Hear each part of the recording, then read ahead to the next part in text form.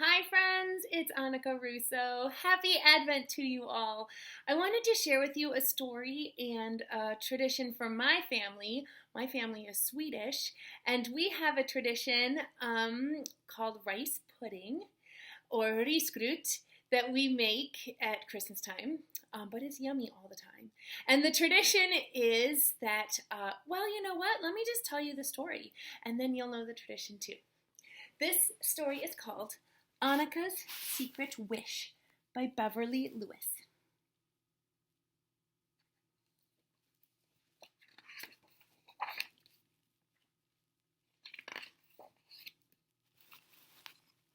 Scooch. It is more blessed to give than to receive. Act 20, verse 35. It was the day before Christmas Eve. Annika scraped hardened puddles of candle wax off the mantel. Daydreams filled her head, dreams of Christmas Eve dinner, dreams of rice pudding, and the almond. 10 long years Annika had hoped for it, and now only one day remained. One more day to wish and dream.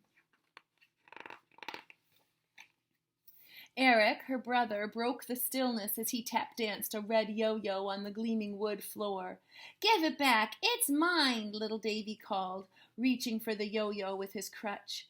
As he did, he brushed against the gingerbread houses on the coffee table. 2 fat gingerbread men toppled over.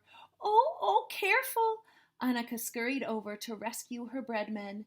Frosty white buttons sparkled on their gingerbread tummies. Signs of Christmas shone through the house. A star glistened atop the tree, and evergreen boughs framed the mantel.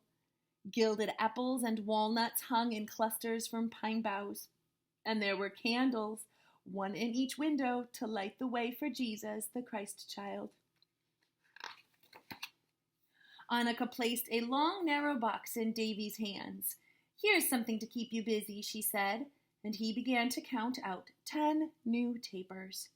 Smells of freshly baked saffron buns drifted in from the kitchen. He sniffed the soothing aroma. "When will Mama cook the rice pudding for us?" "Tomorrow morning," Annika said, lining up the candles along the mantel. "I hope to find the almond in my pudding this year," Davy said. No, I want the almond," shouted Eric. Davy sat near the fire and sighed. Cousin Ingrid got a new pair of snowshoes after she found the almond. Annika straightened a straw angel on the tree, listening, dreaming. She went to sit on the hearth, stroking Davy's blonde curls. "Papa says it is God who grants our wishes, but it's fun to dream," she whispered. Davy leaned against her, nodding. His angel eyes shone brightly. December 24th dawned as sunlight ribbons wrapped the Christmas snow. Annika scampered to the window, squinting out through the curtains. White mounds piled up on each roof like soft white bread dough. "What would I wish for," she wondered aloud, "if ever I found the almond in my pudding? What would be my wish?" Delectable sweet notions teased her thoughts.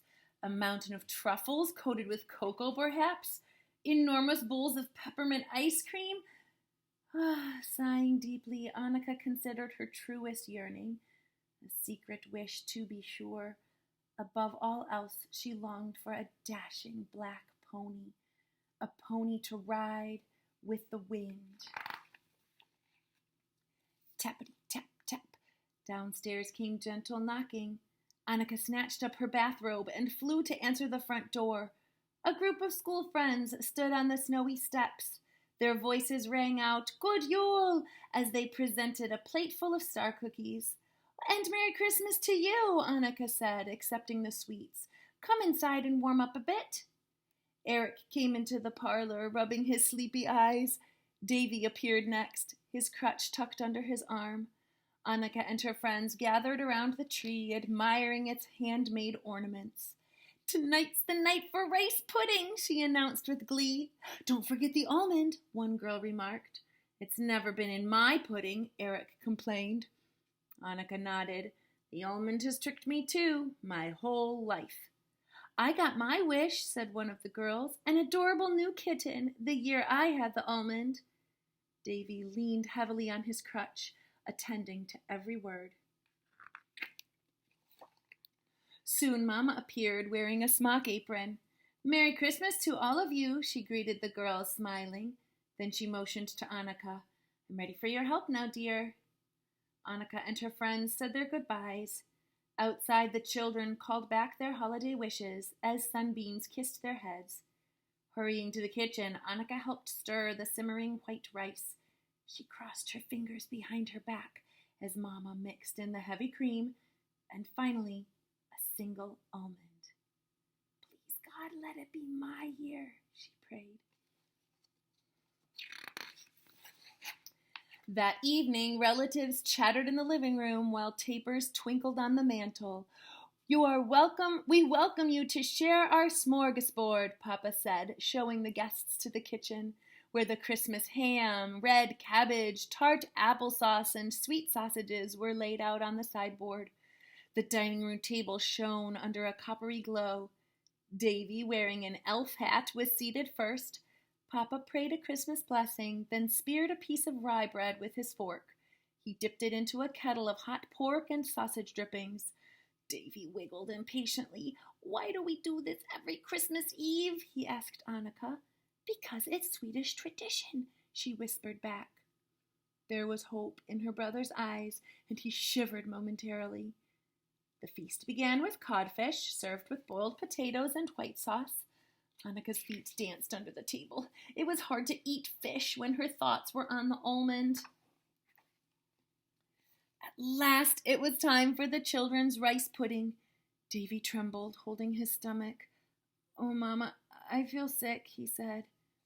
Promptly, Papa came around the table and gathered the boy in his arms. Mama reassured the guests. The child is much too excited, that is all. Annika peered down the long table as grown-ups chattered endlessly, passing desserts. She could scarcely wait another minute, so she set her silver spoon on top of the steaming white pudding. Clink! A faint sound came from beneath a slight rise. She looked more closely. Annika caught her breath. There was an almond-shaped bump in her pudding. Across the table, Eric swished his spoon through his bowl, searching. She opened her mouth to speak, to announce her grand discovery, but Papa's footsteps were in the hall, wrapped around Davy's timid voice. Her heart thumped heavily. Beneath the pudding, inches from her hand, the almond lay hidden. She stared at the dish and the spoon concealing the tiny mound. Annika's secret wish pranced through her head. Papa's footsteps grew louder, filling the hallway. Glancing up, she saw her brother clinging to Papa, eyes wide with expectation.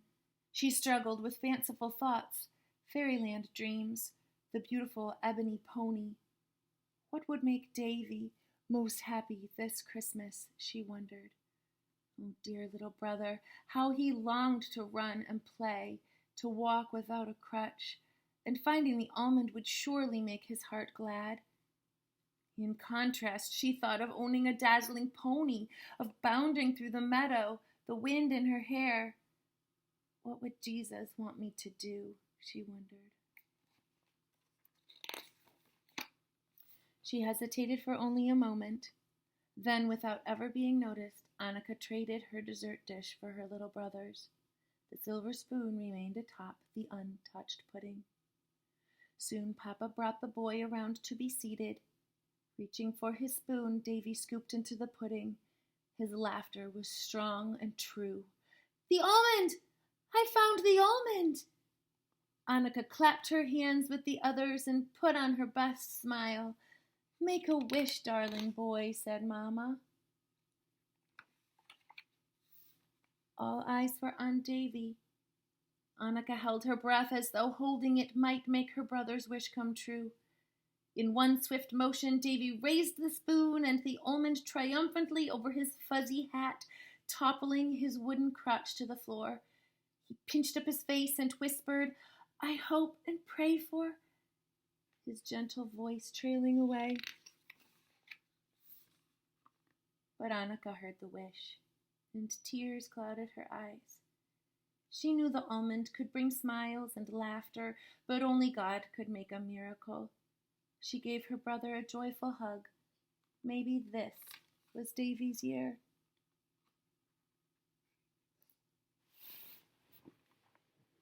The end. Isn't that a grand tradition? And what a sweet girl for remembering her brother in her prayers. Because that's what wishes are. They're things that we talk to God about and that are deep in our hearts. And we all have wishes and dreams. And Annika's right. Only God can grant wishes. Only God can make miracles. And we work for them. We work for what we want and to see in this life. But God is the one who does big things like that, not an almond. However, it is very fun to think about finding something as yummy as an almond in your rice pudding. Oh, I put mine on top this year so you could see. This is a dish called risgrut. Usually we have the rice pudding or we have the almond in a dish called velling, which is more soupy, and so the almond gets mixed in there a lot. But this is risgrut, or a rice pudding, and so it's a little custardy, but I think it's yummier. So I made the rice pudding.